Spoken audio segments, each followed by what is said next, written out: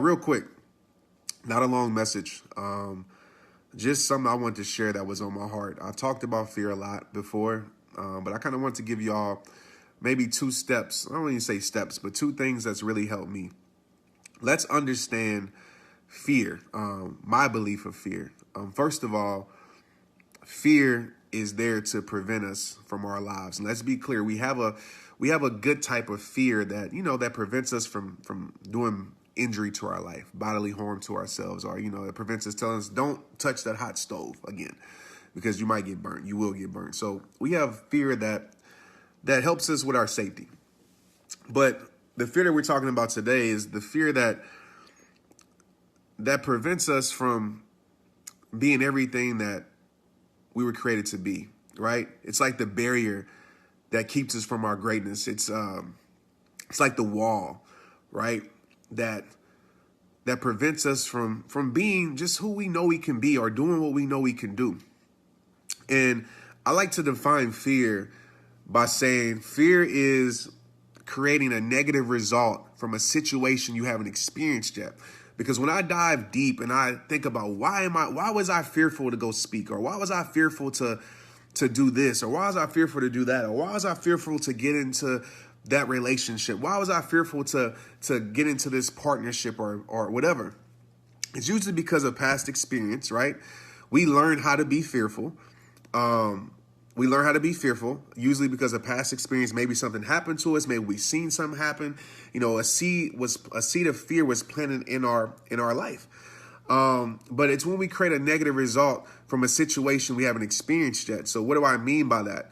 It's telling yourself that you're going to fail before you ever try to succeed, right? It's telling yourself that you're going to lose before you ever try to win.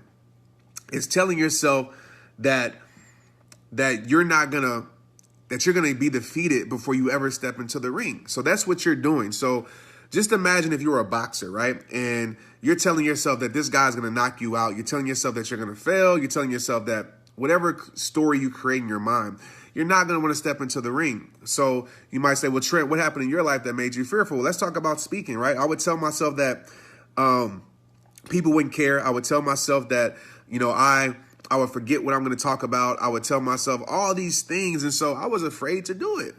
I I didn't want to go do it. So many things. And if you think about that in your life, think about all the times you've been fearful or you're afraid to do something that you know you should do, right? Take your life to a place that you know it has to go. But there's this thing that's preventing you from doing it. And if we dive in deep, we can use all these surface level definitions and all these surface level meanings and things like that. But if we dive in deep, it comes down as the root issue of fear. And so you might say, well, Trent, how do I get over that? Okay. And I'm sure there's a lot of steps out there to help you overcome fear.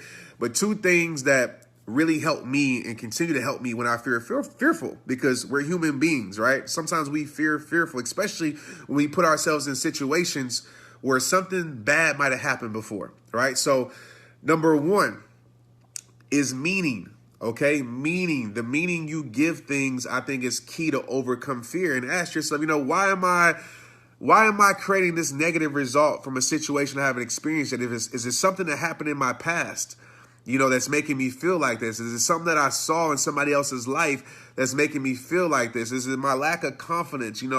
Why am I creating this negative result from a situation I haven't experienced yet? So you want to change the meaning. I had a guy named Rock that we called the Rock. He was afraid of heights. So if you ever around me, we don't believe in surrendering to our fears. We're going to conquer. So I was like, listen, you going zip lining with us, like straight up. And he was like, no, I'm not. I was like, yes, you are. And you're going first. I was like, you with us? You want to be around us? We're going to overcome some fears today. Believe that. And so he zip lines, whatever. And I tell him, man, like, what are you thinking? I might fall. The zip line's going to break. Man, that's not going to happen. You about to have some fun out here. We about to have fun. We about to get it. And I say, just imagine when you do this, you overcome this fear of heights in this moment, you can always use this as leverage moving forward. So we changed the meaning of the situation. He did it. He had an incredible time.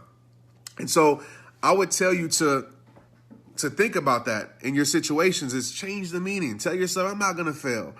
I'm gonna succeed. And even if I don't succeed the way I want to, I'm gonna learn a lesson in the process. All right. So meaning is one. Meaning is one.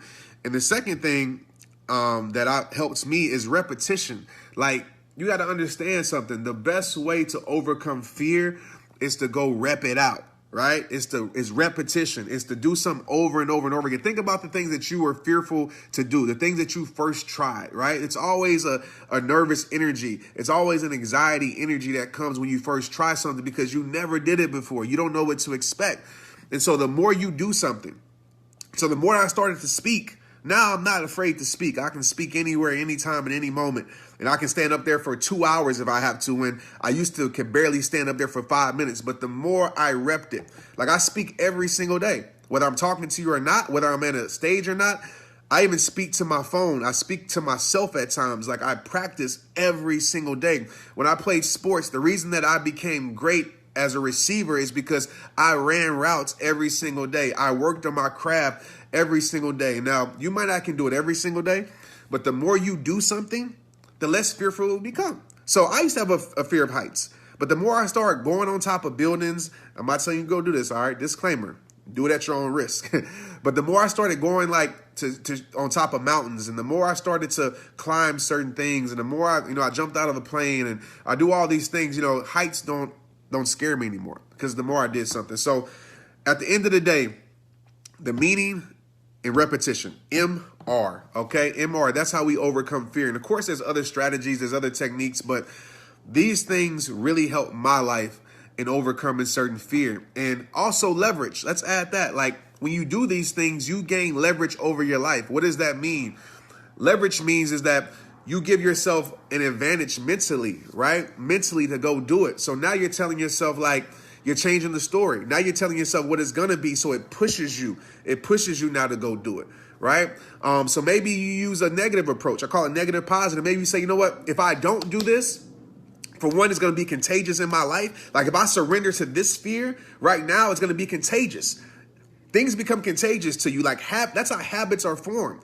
Like, and I don't want a habit of fear to be formed in my life. So I'll go do it. Even if I'm scared to do it, I'll still go do it.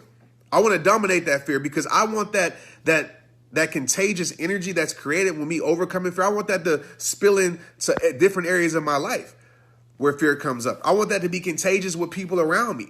You know what I'm saying? Period. So gain leverage over your life. Gain leverage over your life by changing that meaning, by having that repetition. And that will help your life. And like I said, this can apply to relationships. Some of us, we don't want to get into a new relationship because we're fearful because of our last relationships that happened. Like, that's the past, man. Like, this is something fresh. It's a new beginning. I'm not guaranteeing that the relationship will be perfect, but you cannot allow what happened to you in your past. You cannot allow what you think could happen to you in your future prevent you from progressing your life. Because at the end of the day, if you're doing nothing in your life, you're not making any changes in your life, you're going to live a miserable life. Let's just be honest. Let's just keep it straight up. And so go attack some fears. Like, go do something this week that you've been afraid to do. And like I said, there's so many levels to that. It don't have to be something crazy like zip lining or jumping out of a plane, but maybe it's something that you've been afraid to do. Maybe you've been afraid to go to the gym, right? Because maybe you have the fear of being judged by people when you go there. Go to the gym. I'm actually going to a running class. I'm pretty fearful about it because it's a group of runners. And I'm a sprinter. I can hold my own when it comes to that. But when it comes to jogging for long distances, man, I'm fearful of it. And why have I been fearful? Because what do you think I'm telling myself? Man, I ain't going to keep up with them. I'm going to be tired, man. They're gonna kick my butt. And I'm already gaining leverage over my life. I realized the meaning that I was creating in that. And I said, for one, I'm going regardless. I'm showing up. So let me change the meaning. It's my own race. And who knows? I might be the best one out there. If I'm not, whatever, it's my own race. I'm getting better today. That's all that matters. And so I would challenge you to go do something. Go find something that you've been fearful to do and go conquer it and do it and show yourself that fear is just an imaginary thing. Fear is not reality, man. Fear is not reality, period. And go conquer it, go dominate it. Like, go conquer it and go dominate it and let that be contagious. Like, that's how confidence is built. Confidence is built by you going attacking fear. Like, confidence is built by the repetition. It's like, I know like in basketball, I'll just use my life for example. Like even in high school, in basketball, like I was comfortable taking the last shot because I practiced it so many times. Like I was comfortable doing it. I was comfortable with the ball in my hand. I was comfortable with the coach calling me my number in football. Like I was comfortable. Like give me the ball because I've done it so much, you know what I'm saying? Because I put myself in that position so much. I knew what the result was going to be before I ever experienced the situation. Like I told myself it was what it was going to be. And it built that confidence. And when you overcome fears in your life, it doesn't just directly affect the situation that you're conquering through, but it affects future situations in your life, right? It builds confidence in your life and you walk with more confidence. You operate with more confidence. And that's a powerful way to live life. Confidence is everything. I didn't say cockiness, but confidence is everything. And that is controlled by you. Can't nobody steal your confidence without your permission. Can't nothing take your confidence without your permission. So there you have it. Meaning, repetition, and those things will help you gain leverage over your life and make you confident, all right? Like I said, maybe you can't conquer the big fear, but maybe you can conquer something that you kind of been afraid to do. Maybe it's public speaking, which is the number one fear in the world. Maybe, like I said, maybe it's a fitness journey. Maybe it's a spiritual journey. Maybe it's going on a date because you're so fearful that there's nobody good in the world because of your past. Maybe it's going on a date with somebody. 85% of our fears never become reality. That's true, man. Like our worries never really happen for the most part. 85%, I would definitely say, I would even say probably 95%. Like our worries, our doubts, all that negative energy that we experience and we have, those things never ever happen. And we sit there and we worry about it. We sit there and we stress about it. And then stress overtakes our lives and we just live in stress. We breathe stress. We become stress. And so you got to let go of those things, man. And that's why I do certain things. Like people ask, like, why are you running a marathon? Or why are you doing this? Or why do you do that? Or why do you do stuff like crazy stuff? People call it crazy stuff. And I tell them because I'm always working on my mental. Always. Like the physical is just the byproduct. You know what I'm saying? But I'm always working on my mental. I'm always working on my spiritual. Because I know these things become very contagious. I know how easy it is for habits to be formed. Positive is a little bit harder to form positive habits because it takes a while.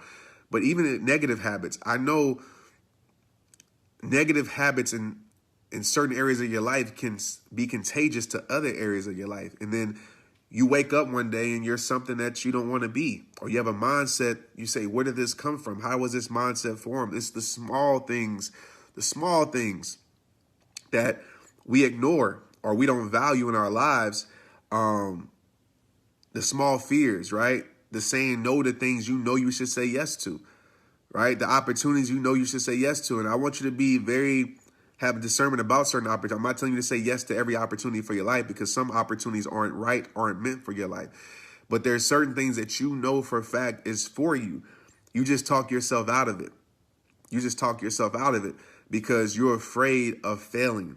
You're afraid of being embarrassed. You're afraid of being judged. Like those are the three things that keep people. Like I want y'all to understand, like the fear is a word, right? Fear is like, I don't know. Fear is like the tree or the branches or the leaves, whatever. But there's root things, right? That's deeper than like the fear of what? And if you really evaluate your life and you really take time to understand how your life is operated, how you operate life, how you think, why you do certain things, like I always tell you, ask yourself the question, why? That's something I always ask myself, why am I afraid to do this? And I evaluate it, man. Like, if you ain't going, like, what's crazy to me is that we will spend time, like, evaluating other people's lives. We will spend time like doing things that have no benefit to our lives. We worry about people in sports. We do all these evaluations with everybody else. We know everybody else's stats. We know what everybody else is doing. But when it comes to our own lives, we don't spend no time evaluating ourselves. That makes no absolute sense to me at all. At all. And so take time to evaluate your life. Take time to understand your habits. Take time to understand why you have certain routines. Take time to understand, why you think the way you think. And a lot of times with fear, it's the fear of those three things. Like, we're so afraid to be embarrassed. So we'll be like, well, if I mess up, then I'm not going to look perfect. I'm not going to be perfect. And people are going to have a certain way about me, or I feel a certain type of way about me. So I'm just not going to do it at all. I'm just not going to do it at all. Or if I pursue another relationship, and I'm not telling you guys to just go pursue relationships if you haven't healed yet, because healing is key before you ever step into a new relationship. But for some of us out there, we've had failed relationships and we're so afraid. Like, it might be a person that we believe is great, right? They have the standards, they have, everything that we believe that would be good for our lives. But we never take that a step further because we're afraid, like, what if this fails? And now I'm looking like, I'm looking like a person that has another relationship failed. And so I'd rather just not pursue anything. I'd rather keep my heart closed and cold than become a failure again, because I'm so afraid of what people think, man. Like, forget living in that prison. Like, you got to get out that mindset. Forget what people think. Like, and I know it's easier said than done, but who cares? Who cares? It's your life. It's your life at the end of the day. And we keep ourselves in that prison because of judgment, the fear of being judged, because the fear of failure. We keep ourselves in this prison. We keep ourselves in a place mentally, spiritually, physically that we know we're no longer supposed to be at. And we literally choose misery. You got a choice. We choose misery. We choose stress. We choose all these things. We choose it. Like I said, maybe where you're at isn't your fault, but where you're choosing to stay at is. And so, I know I'm kind of going all over the place right now, but just to bring it back around, man, like, don't allow fear to control you. Like, don't allow the fear to control you. Because I kind of want you to think a little bit deeper than just the word fear. Like, sometimes we hear fear and think it's just like, well, I don't want to speak. Okay, cool. But, like, why is that? Why don't you want to speak? Right? I'm not saying everybody has a speaker. I'm just using an example. Why don't you want to speak? And that's what, when I talk to people who I don't like to say the word mentor, because I don't feel like I mentor people. When we have conversations, because I feel like I learn from them, they learn from me. So it's just a conversation. And when I talk to people, I say, why are you afraid to speak? And then they usually say, the fear of being judged or whatever. And I say, well, where does that come from? Why? Where does that come from? Why is it there? And I think if you keep diving deep, you'll realize, like, where these things come from, man. And these seeds, these roots are in our lives. I actually just pulled up some weeds in my garden today. And, there was actually some deep roots. And I had to pull it up because when we keep these weeds in our gardens of our life, man, like, it can make our garden look kind of trashy. Like, my garden was looking kind of rough out there, and I had some beautiful flowers out there. But I had to dig up those weeds and get to the roots and really pull those things out, because if I didn't get to the roots, guess what? Those weeds would grow back again. And it's the same thing in your life. You got to get down to these root issues of why you operate and think the way you think, why you do what you do, why do you create certain outcomes, right, from situations you haven't even experienced yet. Where does that mindset come from? And you have to live in a progressive, a powerful mindset as much as you can. Like, create a power perspective.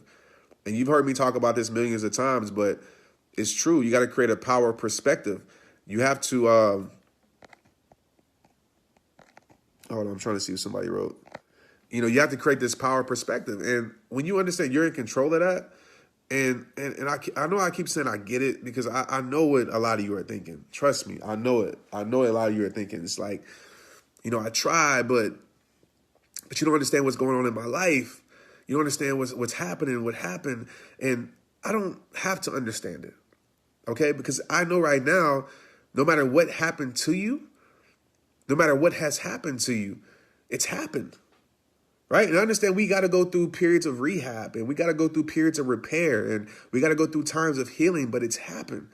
And the only way it will continue to happen, right? The only way it continue to have a residual effect in your life is if we keep surrendering to that. If we keep surrendering to the excuse that this has happened to us, right? Not not taking anything away from what's happened, not taking the power from what's happened, because a lot of things are devastating. But I want you to understand, even in things that break us, we still have the opportunity to rebuild. We still have the opportunity to construct again. We still have the opportunity to rise back up, even if we fail, even if something has made us fall in our lives. And so that's what I want to get through to you guys, man. I know we start off with fear, but this is the type of process that you have to start thinking about. Evaluate your life. It's time to reconstruct the way we think. And one of the easiest ways to do that is changing the meanings that we give things, right? Changing the meanings that we give things. And it's not easy. It's very hard to do, but it's possible to do. And if you're like me, all I need is possibility, baby. If I got that possibility, I know I can do it. If I can see it, I know I can be it, right? If I can dream it, I believe I can fly, So that's my mindset in life. And that's how I try to operate life and progress in life. Like I said, I'm not saying these things aren't hard. Like, don't take that from this message. Life is hard. Losses are hard. If you know my story, I've been through some things in my life. Probably not as much as you guys have. I get it. We all have different struggles, and different struggles affect us all differently. But I know it's hard. But what's harder is staying there. Like, that's the leverage that I use in my life, right? When I go through hard times, and I've realized this when I started RehabTime, like, losing football or losing my identity, losing my money, all of that type of stuff was hard. Yes, it was hard. But you know what was harder? Staying there.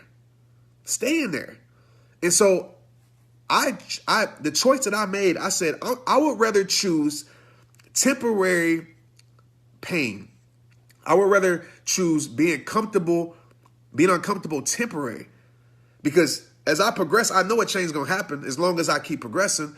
Then I would rather choose to be uncomfortable temporary than in a comfortable pain permanent. And so I had to find out ways to heal. Okay, how can I heal? Who can I get around? How can I change my environment? What knowledge am I putting in my life? Okay, who can pray for me? Who can speak into my life? What can I get around? So I was hungry for that change. You got to be hungry. And it's certain things in our life that no matter how positive we are, no matter how much we change, that void would still be there. I think, the loss of a family member, the loss of a friend, it's a void that can never be filled, when you lose someone. But you still can live your life when you change your mindset towards the situation. Like I said, the reason I started RehabTime, one of the reasons was I lost one of my best friends to suicide. Do I still miss him? Yeah. But I know that he inspired me to do what I do today. So even when I'm doing this, he inspired me to do it. I feel a piece of him inside of me. You know what I'm saying? Like, every time I come out and do these things. And so he stays alive through me. And see, that's what I'm talking about. I'm not going to surrender to that, like, oh, he's gone and my life, like, I'm never going to talk to him again and XYZ. Same thing with my grandmother, my grandfathers. Like, same thing. I say, you know what? No, I'm not going to stay there. I'm going to celebrate their life. I mourn their life. I'm going to celebrate their life, and I'm going to keep them alive through me. Some way, somehow. Keep them alive through me. Who I become, my grandparents have molded that because they molded my parents. They babysat me. Everything about them, the things that they taught me about life. My grandmother, before she passed away to cancer, I sat down with her and I asked her, like, what mattered most about life? And she just said she just wished she had more time to connect with the people she loved. And you hear me talk about that message a lot, what matters most, because that changed my mindset to things like what really matters in life. And so every time I share that message, she inspired that message. You know what I'm saying? So she still lives on through me. She still lives on through her kids and her grandkids and all these things. And so that's what I mean, man, about not surrendering to the situation. And it doesn't mean that you excuse the pain from the situation. No, it doesn't mean that you lessen the pain, that you have less sympathy. No, I have plenty of sympathy, empathy for a lot of you guys. But I don't want you to stay there and think that that's it. You still have more life to live. And to the people that lost someone, realize they wouldn't want you to live like that. Think about it. You're not doing them justice. Like, if I was to leave this earth and my kids or my wife or my friends or my brothers, my mom and dad, like became depressed, right? And just say like, I'm able to see this, like, I don't know, whatever, but just say I'm able to feel this and see what's going on. Like, I would be hurt. I would be hurt that my death caused them to live a miserable life, caused them to live depressed. I would be hurt even more. But if I saw them, keep me alive, if I saw them celebrate my life, I would be like, man, like, that's awesome. That's awesome that they could use my life as motivation. They can use something as encouragement to give to other people. They can start a foundation because of my life, like so many other people benefited. You see it all the time. I think I saw a mother that lost a kid to, I don't know if it was cancer. I mean, we see these all the time. And they start foundations because of it. Even though the loss of the kid or whatever, the person hurts and it's going to hurt forever. But to see so many people get help, to be so many people be inspired by this situation is truly beautiful. It's truly incredible. But that's just the way I think about life, man. Like, I'm not going to surrender to the situation. I'm not going to surrender to the pain. I'm going to find the best way to take from the situation. And a quote that I like to say all the time is that when you can't change the situation, because there's certain situations you cannot change. That's just facts. Right? Maybe it's something that's happened in the past you can't change. Maybe it's something that's going on in your life that you can't change. When you can't change the situation, you can still change your mindset towards the situation. Right? And that's what life is about. Hopefully somebody in here got encouragement today. Hopefully somebody in here is going to conquer their fears because of this. Hopefully somebody in here is going to, instead of mourning so much, they're going to celebrate now. Hopefully somebody in here is not going to surrender to their past anymore, to their pain anymore. Hopefully somebody here now is going to make their past and pain surrender to them. Hopefully they're going to do something with their life. Hopefully somebody in here is going to make the decision and say, you know what, I'm going to go through a temporary uncomfortable pain. I'm going to go through a period that sucks. I'm going to go through some seasons that sucks when I make this change. But you know what? It's going to be all worth it because I know growth. I know perseverance. I know resilience. I know confidence. I know faith is going to be built out of this journey. Hopefully somebody will do that. It's like the journey of working out, period. When you start working out, it sucks. Trust me, I'm at that period now at the beginning where it sucks. It's uncomfortable. I don't like it. I ask myself every day, why am I doing this marathon? Why? But every single day I come back, it's a little bit more confidence. I find a little bit more growth in it. It becomes a little bit easier. But it's uncomfortable now. It's uncomfortable. But I know outside your comfort zone is where change takes place. So I am good in positive situations to be comfortable with being uncomfortable, if that makes any sense. Yeah, and rejection, man. But the word rejection, what is rejection, right? Like, let's think about it. I don't know the definition of it. Of course, we know what it means, right? It means that you said no, or maybe, you didn't get a job, or you got cut from a team, whatever it may be. But how I think about rejection, and this is how I think about it, and this is with my faith, with my belief in God. This is a quote that I always say, and I always remind myself every time I'm rejected. Man's rejection is God's protection, right? Man's rejection is God's protection. And I always think, if I could see the future of my life, right, I would understand that that rejection was necessary to protect my life. One of my prayers that I pray is the prayer for protection. That's my main prayer that I pray.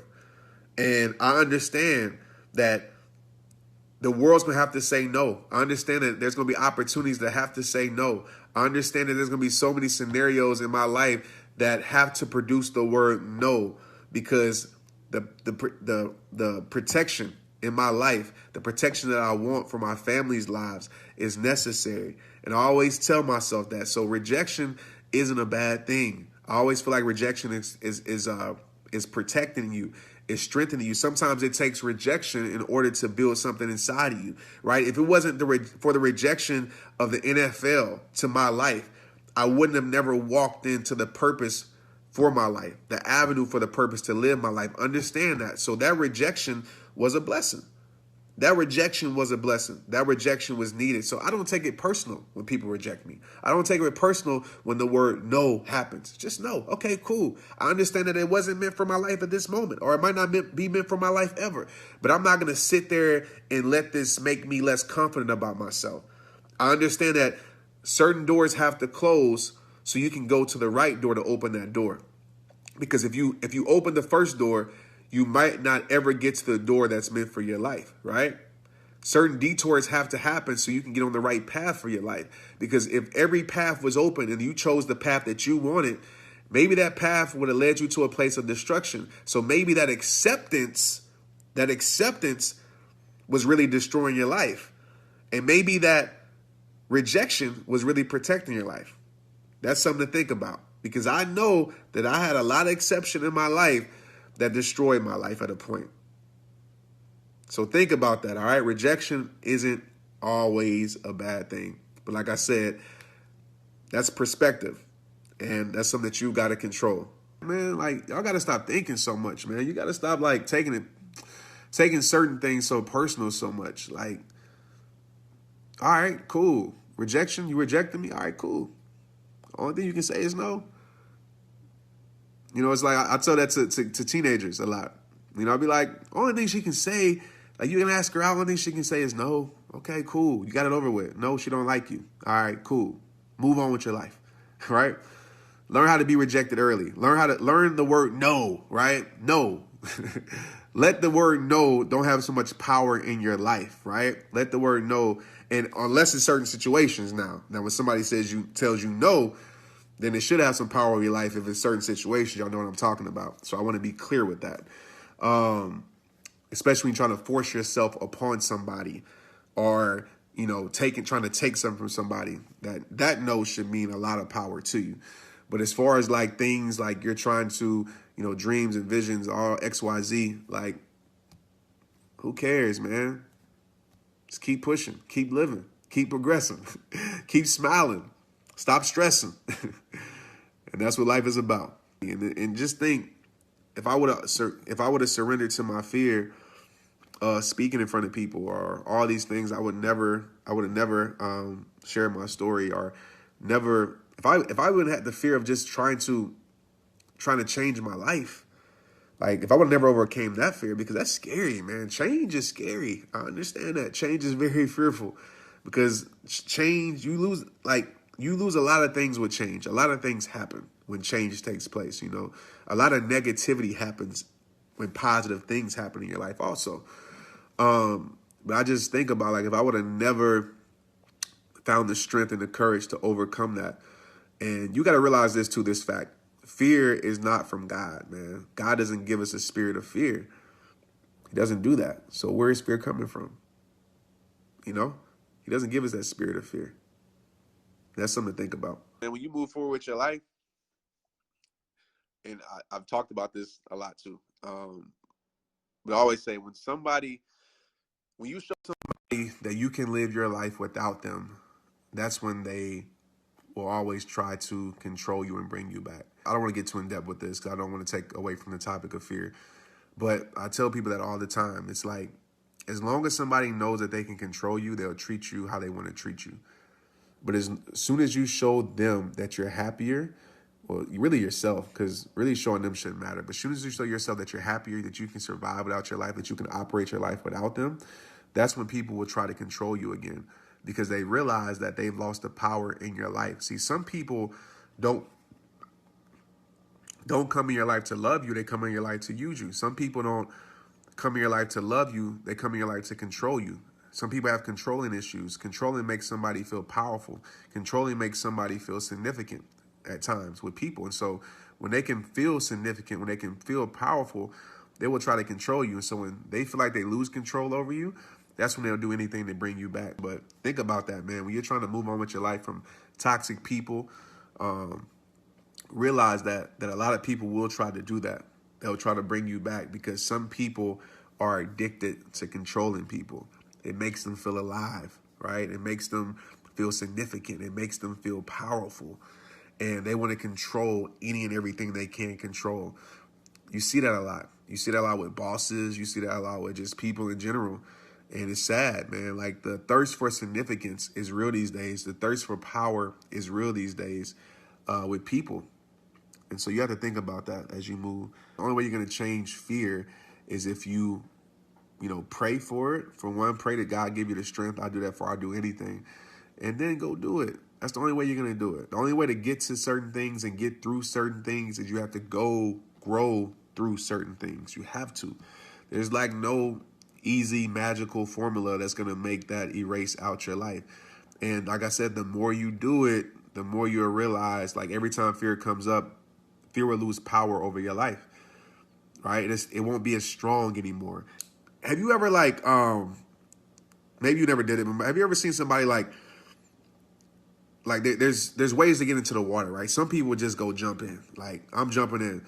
But sometimes when you test the water, right, and you realize how cold it is or whatever like that, or like you're about to jump off a diving board, and the more you go to the edge and stop, it's like it builds like the wall even stronger. And so now you have to find like more confidence and more meaning to like overcome this wall. But if you just go out there and just do it, just jump in, full body, just go do it. Don't even test it. Just go do it. Don't even think about it.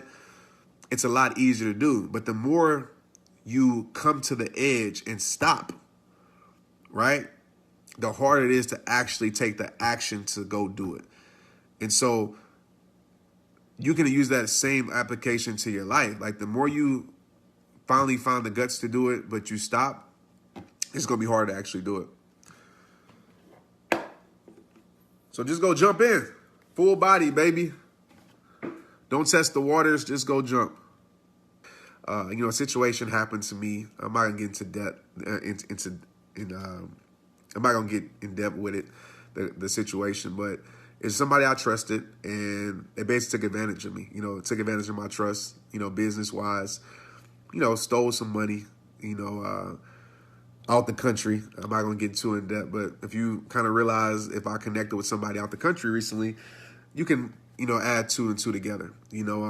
Situation happened, and, it's a person like, and I've dealt with this plenty of times in my life, not the money situation. It's not about the money. It's just about like, dang, like, you're supposed to be like a friend. You're supposed to be like my boy. You're supposed to be like whatever, a family almost. And I've had this happen to me multiple times. And it's like, even not in that situation, but like when you're there for people and then when you need them to be there for you.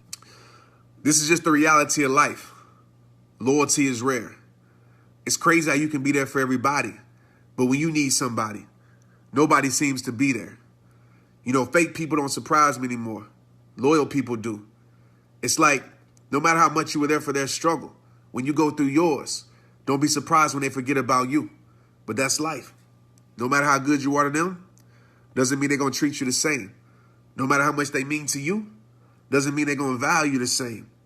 It's always the ones that said they would never change that end up being the main ones that change. They go from being real to acting strange. They go from giving support to giving pain. It's insane how you can do so much for a person and yet they still feel comfortable talking down on your name. Like you wasn't the one that helped them get it right. Like you wasn't the one that did so much for their life. But people tend to forget about the favors when they become haters. And just like that, they'll switch up on you overnight. They'll go from talking to you to talking about you. They'll go from I got you to I forgot you. They'll preach that they down for life, but when you get down on life, that's when you'll see how they really feel about you. Straight up. With no hesitation, they'll try to ruin your reputation by creating false accusations just to benefit their situation. Y'all's private conversations become public information. It's amazing. When you're dealing with real and fake, the word loyalty always seems to get lost in translation. As you can see, sometimes it's the ones you cut for that turn out to be cutthroat.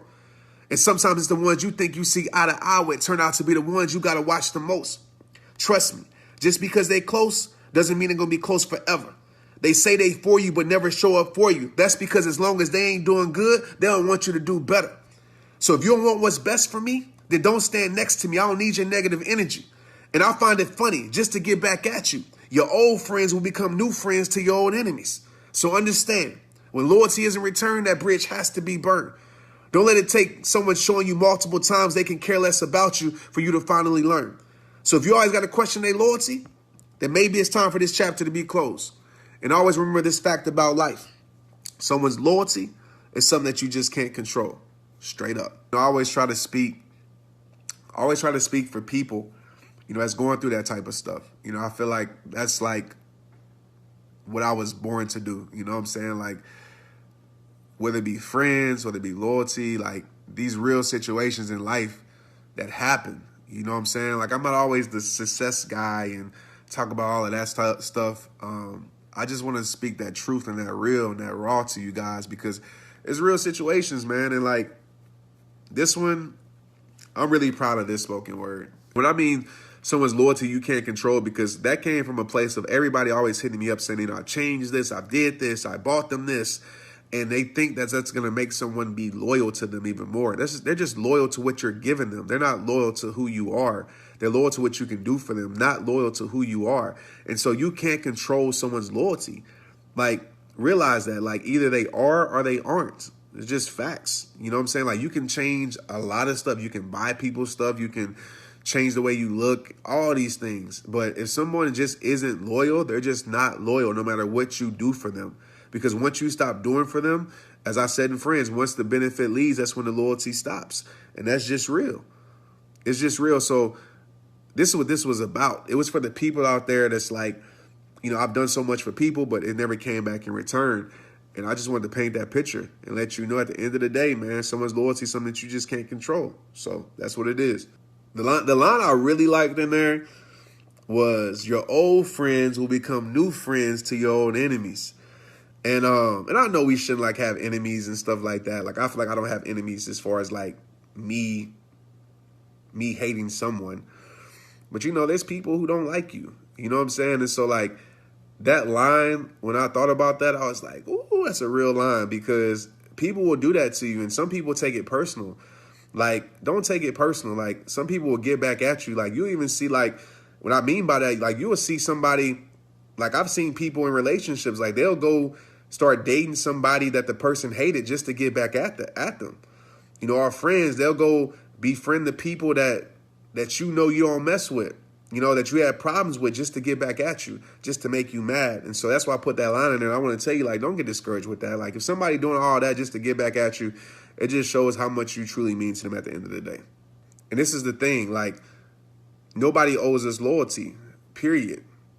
And when it comes to expectations, like I said, there's certain things, I don't know if you missed this when I talked about it last time, there's certain things in life when it comes to friendships and relationships, period, that doesn't have to be explained, because it's understood, right? If we have a connection in a friendship, whatever, treating somebody good, whatever, or treating somebody right, that's a standard. I feel like there's a difference between standards and expectations, right? And so if you're in my life, there's standards.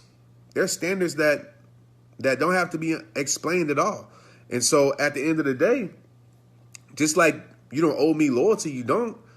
But at the end of the day, I don't owe a spot to you staying in my life if you can't do the simple things. And I'm not talking about things that you do for me. I don't need nobody to do nothing for me as far as with that. But just like bringing peace instead of problems, right? Just doing what's right. And so I don't think that's necessarily an expectation. That's just the reality, period. When I say you shouldn't have expectations for people in relationships and stuff like that, I was clear. I said, now, there's certain things in relationships that don't have to be explained. They don't. Like, that's not an expectation. That's a fact. Like, that's a reality. Like, if this is not happening, then, or disrespect is happening, if it's abuse or anything like that, then the relationship is not going to be there no more. The friendship's not going to be there no more. So I don't even have to explain those things. Those are standards. Those are things that anybody should know if you're getting into a relationship or a friendship or a partnership or a businessship with anybody. Like, say you're in a partnership with business, like, you might say, well, it's an expectation not to expect them to steal from you or take from you. Nah, it's a reality, period. It's a reality. Like, if I'm in business with you, that don't even have to be talked about, because morally, integrity, like, that don't have to be explained. That's already understood. You know what I'm saying? So other expectations, unfair expectations, is what I was really talking about in that video. Unfair expectations, me expecting you to do certain things. So if you take that same partnership and I'm expecting you to do something I've never explained to you, I'm expecting you to to show up at the job every single day at this time, but it's never been explained to you or anything like that, then that's an unfair expectation, right? Or maybe expecting you to go hard for the business like I'm going hard for it. That's an unfair expectation. But when it comes to like the standards of things, that's totally different. So my video was basically about unfair expectations, unspoken expectations with people, and not having those. But there are, and I believe I said that in the video, there are expectations you should have if you want to use that word, right? Like, I expect you not to steal from me, or you can expect to be fired, or I expect you to whatever, there's consequences. So yeah, that's what I meant. Hope I didn't confuse you guys, but I think you guys can kind of understand that. What if people think your standards are too high? People gonna think that, man. And you have to, like I said, you have to evaluate that situation, right? Like, you have to evaluate it. And sometimes, I always say this, don't expect, because people ask, like, how do I know my standards are too high? I feel like this, like, don't expect a perfection that you can't give, right? Don't be double standard. So if you can't do it, don't expect somebody else to do it. That's when I feel like standards are too high. Right? But if you're doing it, if you're living it, breathing it, being it, then I don't feel like your standards are too high. And then you have to know the person. Some people want you to lower your standards so they can take advantage of you. Not everybody, but some people do that. Right? So I always say, make people meet them at your level. So if I'm around somebody who has high standards, like stuff that I'm not doing, and that's going to inspire me, I'm not going to try to make that person become less to meet me at my level. I'm going to raise my standards to meet them at their level, because they're somewhere where I want to be, hopefully. Like, especially if it's healthy, positive standards. You know what I'm saying? So, like, I'm going to raise my standards to meet them at their level. And so you have to be honest with yourself. Are you expecting somebody to do for you, what you won't do for yourself? Stuff like that. Are you expecting somebody to have standards that you ain't even living to? Now, I think that's when it's not right. But yeah, a lot of people are going to say your standards are too high. When it comes to relationships now, there's so much I can talk about. Like I said, I don't want to get confused in here, but there's so many levels to this that I could talk about. That's why you always have to keep things in context. But even with relationships, like, I feel like sometimes we have too high of standards. And what I mean by that is that what I just said earlier about, like, not living up to what we're expecting, but we have a list. A lot of times we have a list of, what somebody has to be, what they look like, how much money they make, and they have to meet all these requirements of the list. If they don't meet the requirements of the list, then they're not for us. And so a lot of us, though, we have these materialistic, we have these, things that really don't matter on the list, like how tall somebody is. They have to be 6 foot. They have to X, Y, Z. Now, there are things you shouldn't compromise. I definitely agree. But there are things that maybe you're going overboard on your list, and that's keeping you lonely. That's just another option, but that's just my suggestions. Live your life. Do I think it's unfair is one of your husband to spend more time with you and your kids considered unfair expectation? No, I feel like being there for your family, like I said, that should be a standard. That should be something that should be understood when you guys come together as one. But on the flip side, it's like, it's hard, right? That's a fine line, because it's like, if they spend more time with the family, are you okay with maybe, the financial part suffering a little bit? I don't know your situation. Maybe it won't suffer at all. Are you okay with that? Because I find that a big conflict in relationships is like the man or the woman, it just depends on who's the breadwinner in the house. But like the man is saying, like, I'm doing all these things for you guys. Like, I'm working hard to provide for you, to give you more security, to give you, the things that you want, X, Y, Z.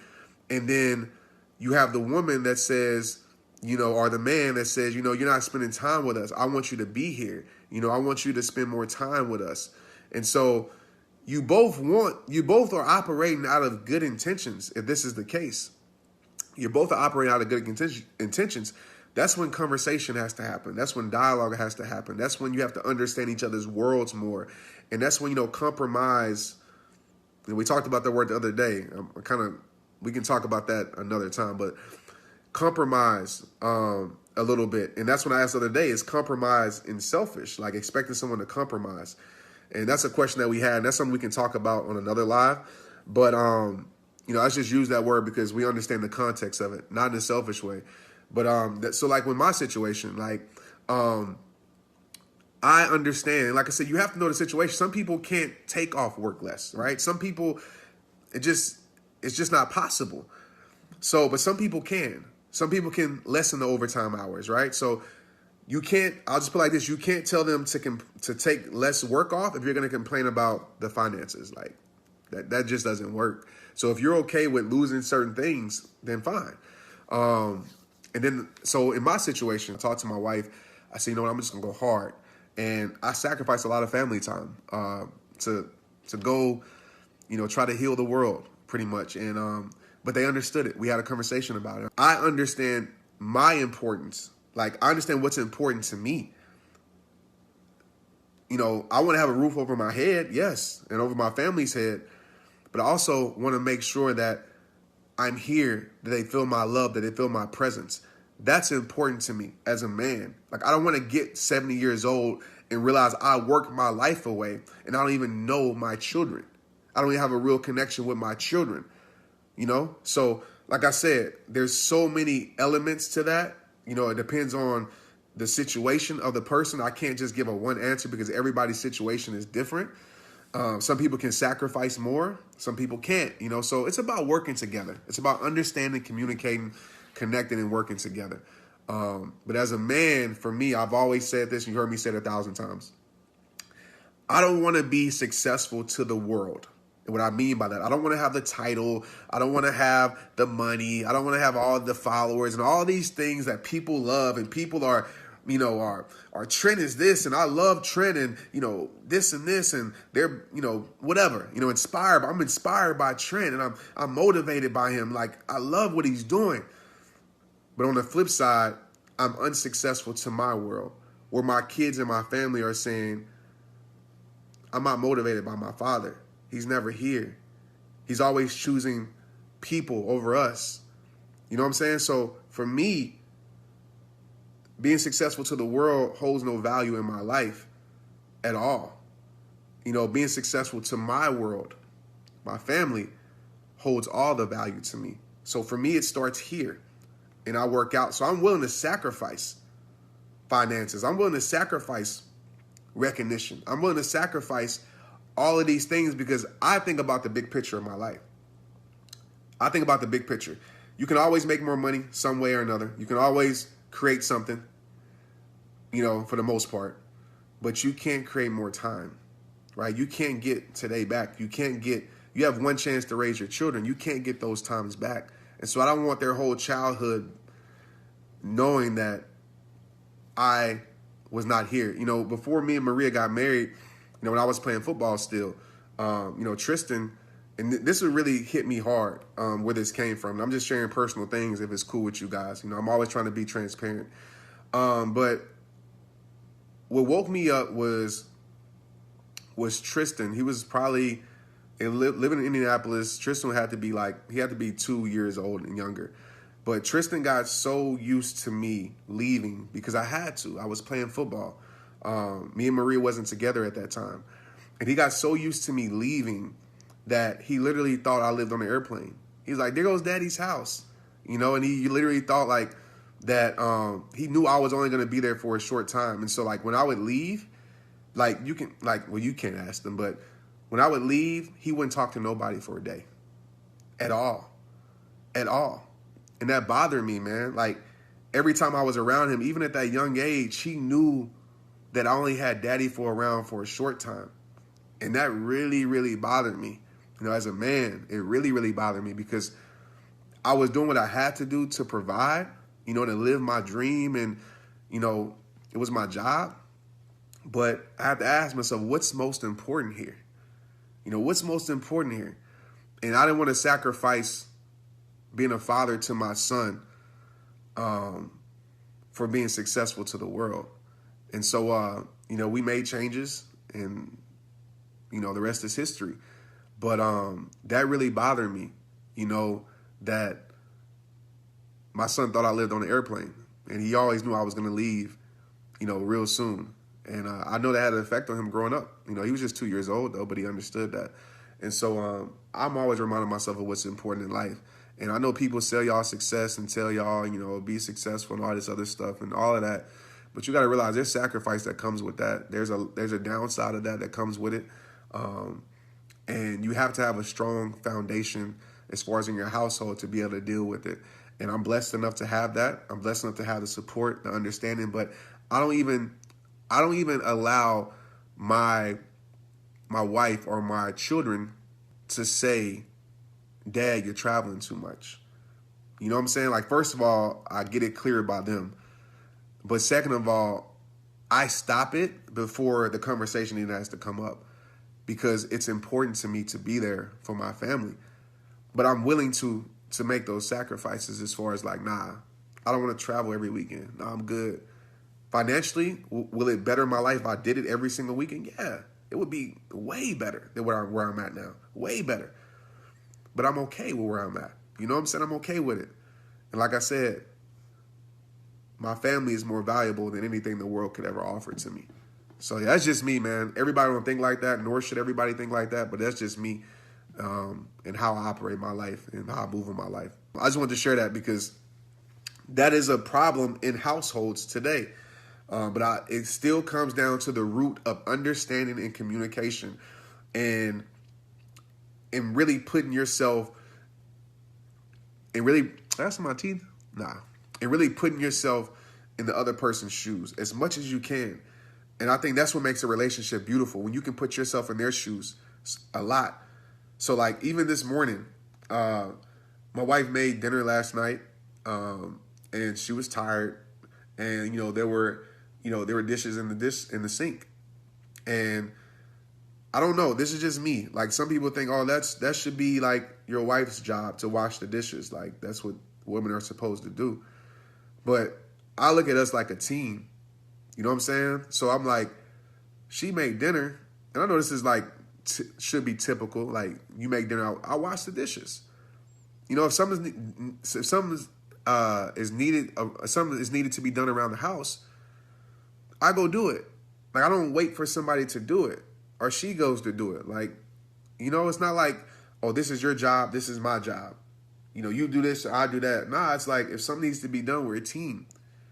We pick up the slack for each other.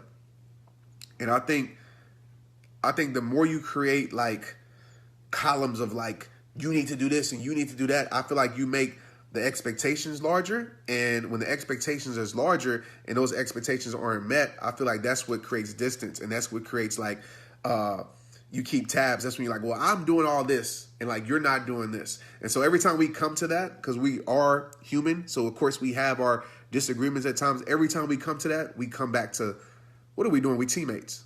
All right. It's like, let's not point fingers. Let's not nitpick and say, I did this, so you should do that. Or you didn't do this, I did that. Let's just get it done.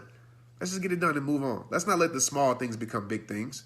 And that's what happens in relationships, right? The small little things that really shouldn't matter start to matter and start to create distance. And when distance is created, that's when separation takes place. That's when people do things they shouldn't do, take their mind to places they shouldn't go to, and assumptions start to happen. You know, and that's what we teach our kids too. Like with Tristan, it's like, bro, if you see something around the house, it's your job to pick it up, right? I don't care if it's mine, if it's yours, whatever. Let's just get it done. We all a team here. Teams work together. And I think when you have that mindset with your family that you all are a team and you work together, I think it makes the environment better. And a healthy environment in a household is what's needed today. And I feel like that's what's missing today. It's too many unhealthy environments in households, and it starts with the heads of the households, you know. And when the heads of the households aren't right, you know, then it filters down to the children, and then the children, you know, live this life. They receive this cycle, you know, this cycle of toxic environment, the cycle of dysfunction. And they start to operate like that. And that's how the cycle starts. I know the challenge was fear, but maybe people out here in relationships, and hopefully this can help somebody in their marriage or their family life or whatever it may be, you know, have that conversation, man. Like sit down and say, like, what are we doing? Like, what are we doing? Why are we operating like opponents? Why are we keeping track of certain things, man? Like we teammates, we in this together. You know, we in it together. You know, the kids, we all a team, we in this together. Where do we want to go? Like, we trying to win championships. So where do we want to go? How can we keep more peace in this house?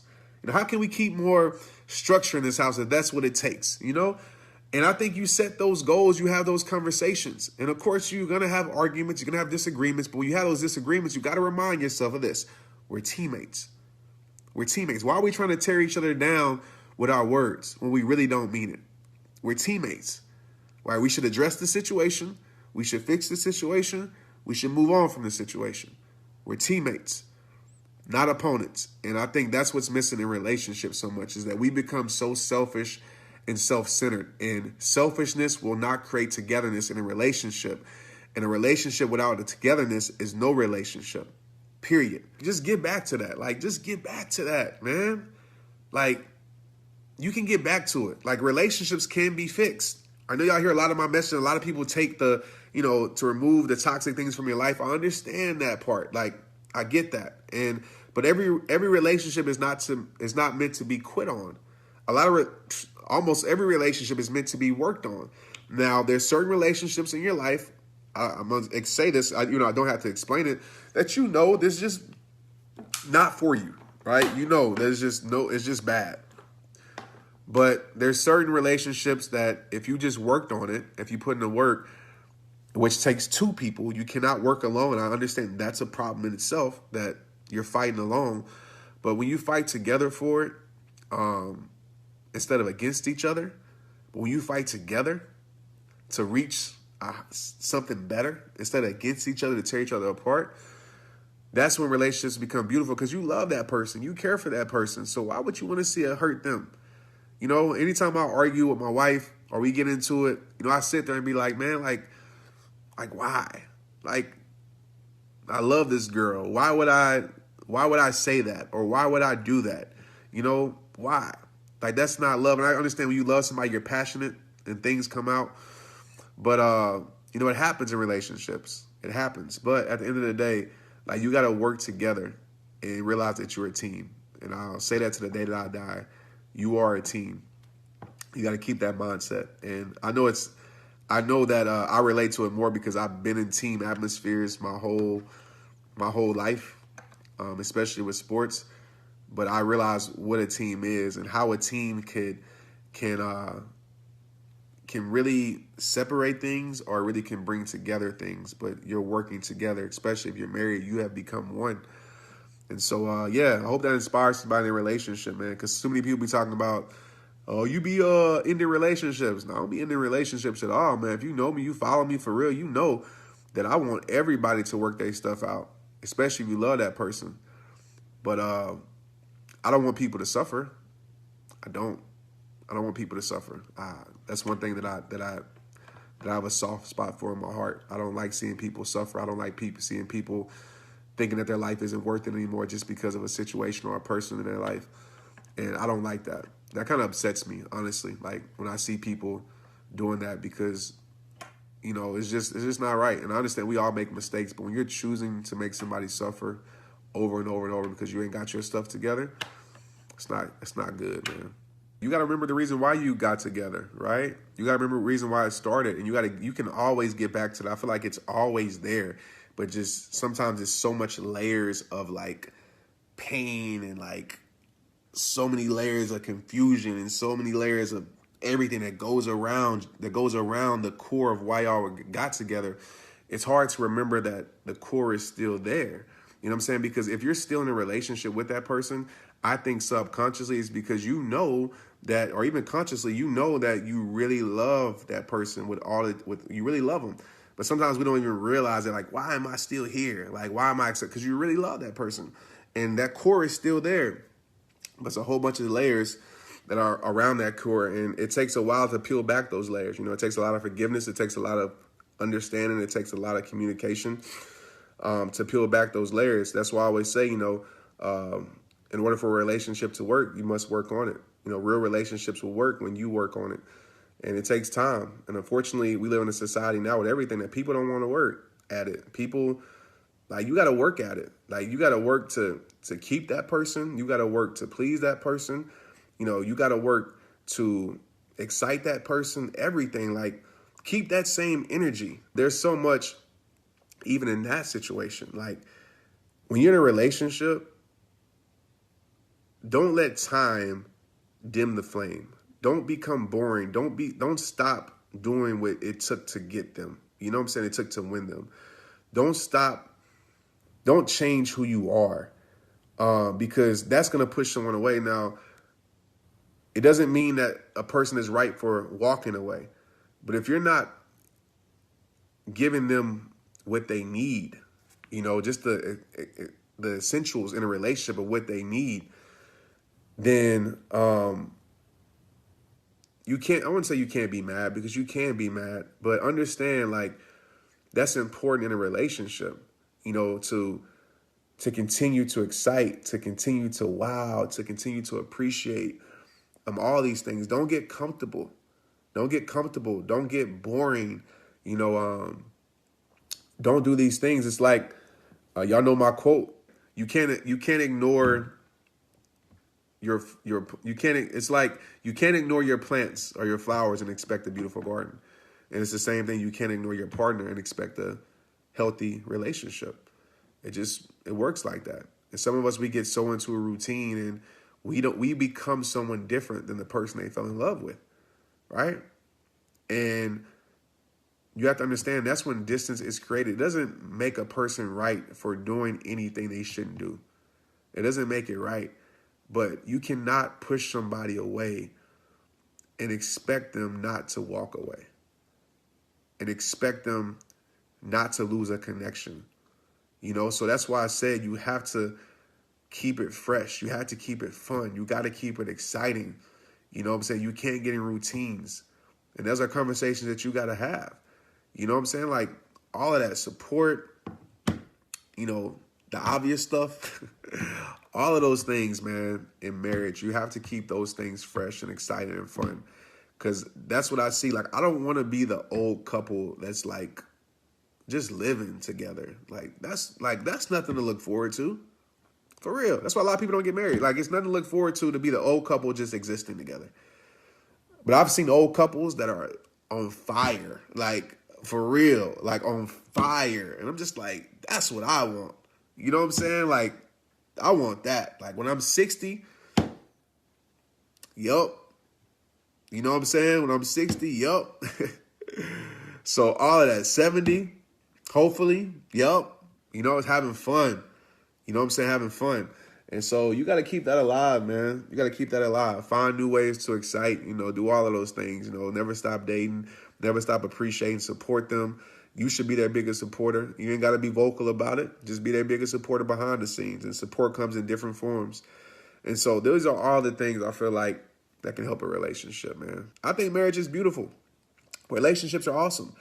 I just think we live in a society that goes against that narrative. You know what I'm saying? I think we were created to be with another person. I don't think we were created to be alone our whole entire lives. I don't really think that. But, so many times we always get the negative. We see so much negative that it puts fear in us.